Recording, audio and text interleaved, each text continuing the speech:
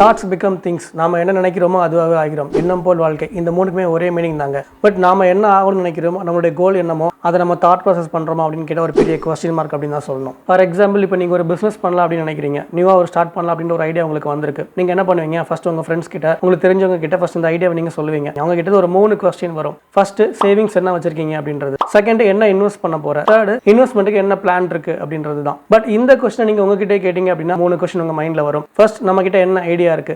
Second, alternative என்ன idea இருக்கு. Third, அந்த ஐடியாவை பெட்டர்மெண்ட் பண்றதுக்கு நம்ம கிட்ட என்ன ரிசோர்ஸ் இருக்கு. ஸோ இப்போ சொல்லுங்க, அவங்க சொன்ன அந்த 3 கொஸ்டின் உங்க மைண்ட்ல போட்டு நீங்க ப்ராசஸ் பண்ண போறீங்களா, இல்ல உங்க மைண்ட்ல தோணுன அந்த 3 விஷயத்தை நீங்க எடுத்து ப்ராசஸ் பண்ண போறீங்களா? ஸோ நம்மளுடைய மைண்டை அதுக்கேற்ற மாதிரி எப்படி ப்ரோக்ராம் பண்ண போறோம் அப்படின்றது தாங்க முக்கியம். கென்யால ஆப்பிரிக்கன் இம்பாலா அப்படின்ற ஒரு அனிமல் இருக்குங்க. வேற எதுவும் இல்லைங்க, மான் தான். பட் நம்ம இந்தியாவில் பார்க்குற மாதிரி மான் இல்லை. அது ஆப்பிரிக்கன் கண்ட்ரீஸ்ல வளர்ற ஒரு இனம். அந்த மானோட ஹைட் பொதுவாக 75 to 95 சென்டிமீட்டர் வரைக்கும் வளரும் அப்படின்ற மாதிரி சொல்றாங்க. ஏன் அந்த மானோட ஹைட்டை பத்தி நான் சொல்றேன் அப்படின்னா, நம்ம பேசுற அந்த விஷயத்துக்கும் அந்த ஹைட்டுக்கும் ஒரு சம்பந்தம் இருக்கு. அதனால அதை பத்தி மென்ஷன் பண்றேன். இந்த மானோட இயல்பான ஒரு விஷயம் பிசினஸ் பீப்புளுக்கு ப்ராப்பரா கனெக்ட் ஆகும் அப்படின்னு கூட சொல்லலாம். அந்த மானோட நேச்சுரல் ஆக்டிவிட்டிஸ் நம்ம ஃபாலோ பண்ணோம் அப்படின்னா நம்மளுடைய மைண்டை ஈஸியா ப்ரோக்ராம் பண்ண முடியும். பொதுவாகவே இந்த மான் இனம் வந்து கிராஸ் ஸ்டோன்ஸ் இருக்கிற ஏரியால தான் பொதுவாக வாழுதுங்க. அதுக்கு தேவையான புல்லு இந்த மாதிரி உணவுகள் கிடைச்சது அப்படின்ற பட்சத்தில் வாட்டர் இல்லாம கூட ஒரு சில வாரங்களுக்கு அதால உயிர் வாழ முடியும். செகண்ட் நேச்சுரல் பிஹேவியர் என்ன அப்படின்னா, அந்த மான் தன்னுடைய சாப்பாட்டுக்காக மேய்ச்சல் அப்படின்ற விஷயத்துக்கு வந்து ஸ்பெசிஃபைடா ஒரு நேரம் அப்படின்லாம் கிடையாது. ஸோ டே நைட் இல்லாம எந்த நேரத்தில் வேணாலும் மேய்ச்சலுக்கு போயிடும். அதுக்கு தேவையான உணவு கிடைச்சதுன்னா அதை சாப்பிட்டுட்டு அப்படியே உயிர் வாழ்ந்துடும். தேர்ட் முக்கியமான பாயிண்ட் என்ன அப்படின்னா, இந்த மான் இனத்தால 3 மீட்டர் ஹைட்டுக்கு வந்து ஜம்ப் பண்ண முடியும். அது மட்டும் இல்லாம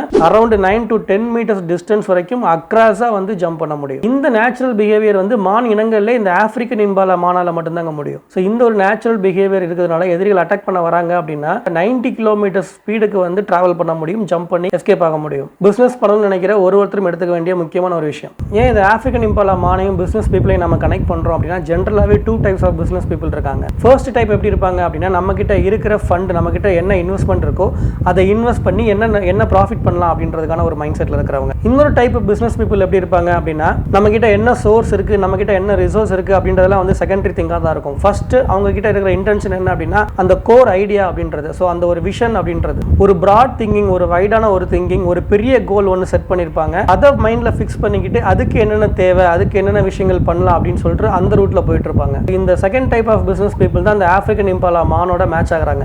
ஏன் அப்படின்னா, இந்த ஆப்பிரிக்கன் இம்பாலா மான் நான் முன்னாடியே சொன்ன மாதிரி அதால 3 மீட்டர் ஹைட்டுக்கும் அரௌண்ட் 10 மீட்டர்ஸ் அக்ராஸா வந்து கிராஸ் பண்ண முடியும், ஜம்ப் பண்ண முடியும். ஆனா அதே அந்த ஆப்பிரிக்கன் இம்பாலா மானை நீங்க ஒரு ஜூக்குள்ள எடுத்துட்டு போய் அடைச்சு வச்சிட்டீங்க அப்படின்னா, கண்டிப்பா ஜூல சுத்தி ஒரு பவுண்டரி செட் பண்ணி அதுக்கு ஒரு 10-15 மீட்டர்ஸ் வந்து ஒரு வால் செட் பண்ணிருப்பாங்க. அந்த இடத்துல அந்த மான் வாழ்றப்போ அந்த மானால ஒரு 2 மீட்டர் டிஸ்டன்ஸ்க்கு கூட அதால வந்து ஜம்ப் பண்ண முடியாது. ஏன்னா அதுக்கு ஒரு பவுண்டரி செட் பண்ணிருக்கோம். ஸோ இதுதான் நம்முடைய வாழ்விடம்ன்றது அது மைண்ட்ல ஃபிக்ஸ் பண்ணிடும். ஸோ அதுக்குள்ள அதோட வாழ்க்கை இருக்கிறப்போ அதால ஒரு 10 மீட்டர் டிஸ்டன்ஸ்க்கு வந்து நம்ம ஜம்ப் பண்ண முடியும் அப்படின்றதே அந்த ஒரு பிஹேவியரே இல்லாம நார்மலா இருக்கிற மாதிரி ஒரு வாழ்க்கை வந்து ஒரு 2 மீட்டர் ஜம்ப் பண்றதே கஷ்டம்ன்ற மாதிரி அங்க வாழ்ந்துட்டு போயிடுங்க.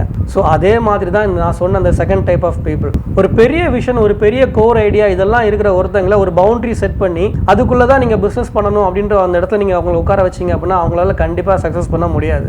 அந்த சின்ன பவுண்டரிக்குள்ள அவங்களால என்ன பண்ண முடியுமோ அதை மட்டுமே பண்ணிட்டு சர்வே பண்ணிட்டு போயிட்டே இருப்பாங்க. பிசினஸ் பொறுத்த வரைக்கும் சர்வே பண்றது முக்கியமா அப்படின்னு கேட்டா சக்சஸ் பண்றது தான் முக்கியம் அப்படின்னு சொல்லணும். இருக்கிற விஷயத்தை வச்சு சஸ்டெயின் பண்ணிடலாம், பட் அச்சீவ் பண்ண முடியுமா அப்படின்னு கேட்டா அது இந்த மானோட பிஹேவியர் இருக்கிறவங்களுக்கு கொஞ்சம் கஷ்டம் தாங்க. பட் இப்போ உங்களுக்கு தோணலாம், என்கிட்ட சோர்ஸ் கம்மியாக இருக்குது, அதுக்கு ஏற்ற மாதிரி ரிசோர்ஸ் எதுவுமே இல்லை, பட் என்னுடைய விஷன் வந்து கோல் வந்து ரொம்ப பெருசாக இருக்குது, இது நான் ட்ரை பண்ணால் நம்ம தோற்றுருவோம் அப்படின்ற மாதிரி ஒரு கொஸ்டின் வரலாம். அப்படி பார்த்தா இன்றைக்கி நம்ம ஸ்டீவ் ஜாப்ஸை பற்றி பேசிகிட்டு இருக்க மாட்டோம், எடிசனை மறந்துருப்போம். உங்களுடைய இன்டென்ஷனாக அந்த ஒரு கோர் ஐடியாவாக இருக்கிற ஒரு விஷயம் நாளைக்கு ஒரு பெரிய அச்சீவ்மெண்ட் பண்ணுறப்போ நீங்கள் தோற்ற விஷயங்கள் எல்லாமே அதுக்கான எக்ஸ்பீரியன்ஸாக எல்லாராலும் பேசப்படும். அந்த ஆப்பிரிக்கன் இம்பாலா மான் மாதிரியே நம்மளுடைய விஷனை, நம்மளுடைய கோலை வந்து ரொம்ப பெருசாக செட் பண்ணிக்கோங்க. நம்மளுடைய ரிசோர்ஸை எந்த அளவுக்கு சஸ்டெயின் பண்ண முடியுமோ அதை சஸ்டெயின் பண்ணி எடுத்துகிட்டு போயிட்டு ரொம்ப பெருசாக ஜம்ப் பண்ணுறதுக்கு ரெடியாக இருங்க. All the best.